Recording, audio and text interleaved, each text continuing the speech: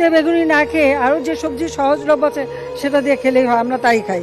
মিষ্টি কুমড়া দিয়েও খুব ভালো বেগুনি না বানায়, মিষ্টি কুমড়া দিয়েও বেগুনি বানানো যায়, সেভাবে আমরা করি, সেভাবে করা যায়। এবু সুদ এফেন্দি, এটা আমার আদেশ। এই ব্যবসায়ীকে বলুন এই পবিত্র রমজান মাসের সম্মান যেন অক্ষুণ্ণ রাখা হয়, রাজধানীতে প্রজাদের যেন কোনো অসুবিধা না হয়। আইন অনুযায়ী বেচাকেনা চলবে, ধার্য করা দামের চেয়ে 1 দিরহামও বেশি আদায় করা যাবে না। বিশেষ করে মাংস এবং রুটির দামের ব্যাপারে সাবধান থাকতে হবে। কাজী হিসেবে তদারকি করুন, যেসব ব্যবসায়ী চড়া দাম আদায় করবে তাদের চিহ্নিত করে কড়া শাস্তি দেবেন।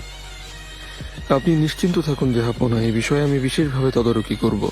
তাছাড়া কাজী এফেন্দিকে তো প্রাথমিক নির্দেশনা দিয়েছেন। ঠিক বলেছেন মহামান্য পাশা। রুটিগুলো এদিকে নিয়ে এসো, দেখি কেমন বানিয়েছে।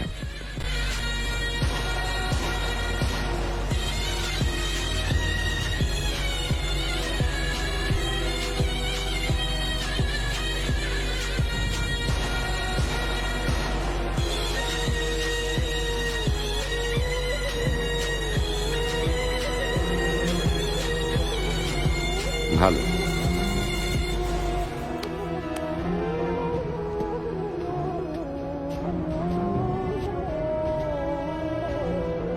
রুটির কারিগররা ঠিক এই ওজনের এই রকম রুটি তৈরি করবে। গমের আটার সাথে ভুট্টা বা জবের আটা মেশানো একদম নিষেধ। আর সংকট এড়ানোর জন্য কমপক্ষে 1 মাসের আটা মজুদ রাখতে হবে। আপনার আদেশ শিরোধার্য জাহাপনা। এবু সুদ এফেন্দি, বাবুর্চিদের, বিশেষ করে যারা কাবাব তৈরি করে আর খাবার বিক্রেতাদের জানিয়ে দিন প্রতিদিন খাবারের মান পর্যবেক্ষণ করা হবে। ব্যবহারের পর থালা বাসন একবার ভালো পানি দিয়ে ধোয়ার পর দ্বিতীয়বার সেই পানি ব্যবহার করা যাবে না। জবাই করা পশুর মাংস বিক্রি করতে হবে, আর জবাই নিয়ম অনুযায়ী করতে হবে।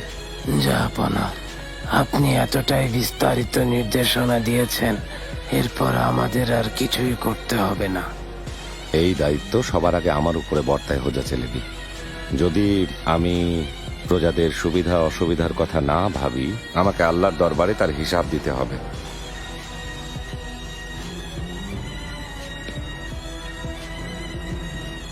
আপনারা সবাই রমজানের পবিত্রতা বজায় রাখার উদ্দেশ্য নিয়ে যার যার দায়িত্ব যথাসাধ্য পালন করে যাবেন। জাহাপনা, আপনার আদেশ অনুযায়ী এখনই ফরমান জারি করছি, যেন কাল থেকে সবাই নিয়ম মতো কাজ করে। আচ্ছা।